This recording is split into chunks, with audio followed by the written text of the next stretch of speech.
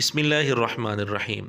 قرآن کریم میں تقریباً 25 انبیاء علیہم السلام کے نام 500 سے زیادہ مرتبہ مذکور ہیں۔ جیسا کہ سکرین پر آپ دیکھ رہے ہیں، جس نبی کا نام جتنی دفعہ مذکور ہے وہ سامنے لکھا ہوا ہے۔ اگرچہ اس تعداد میں معمولی کمی بیشی کا بھی امکان ہے، بہرحال ایک اندازے کے مطابق جو تعداد سامنے آئی آپ کے سامنے پیش کر دی گئی۔ مثلاً موسیٰ علیہ السلام کا نام 136 مرتبہ قرآن کریم میں ہے۔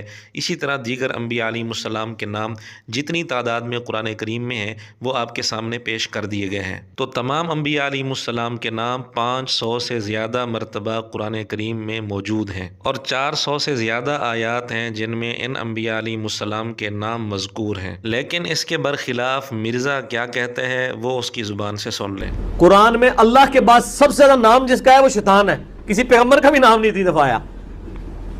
ہاں، سارے پیغمبروں کے نام جمع کریں نا، جتنی دفعہ ریپیٹ ہوئے ہیں اس سے زیادہ شیطان کا نام آیا ہوا ہے، تو آپ کو نکال سکتا ہے اس کو، حقیقت ہے۔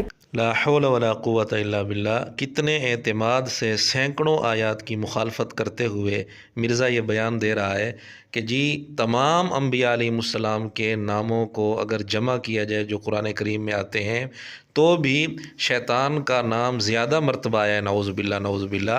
حالانکہ شیطان، شیاطین، ابلیس، یہ تینوں الفاظ قرآن کریم میں جہاں جہاں آتے ہیں سارے جمع کیے جائیں زیادہ سے زیادہ 100 مرتبہ بنتے ہیں، جبکہ ہم ثابت کر چکے ہیں کہ تمام انبیاء علیہ السلام کے ناموں کو جو قرآن کریم میں ہیں جمع کیا جائے تو 500 سے زیادہ مرتبہ بنتے ہیں، بلکہ اکیلے موسیٰ علیہ السلام کا نام 136 مرتبہ تقریباً قرآن کریم میں آیا ہے۔ اب یہ فیصلہ ہم ناظرین پر چھوڑتے ہیں کہ مرزے کی یہ بات قرآن کریم کی سینکڑوں آیات کے خلاف ہے یا نہیں۔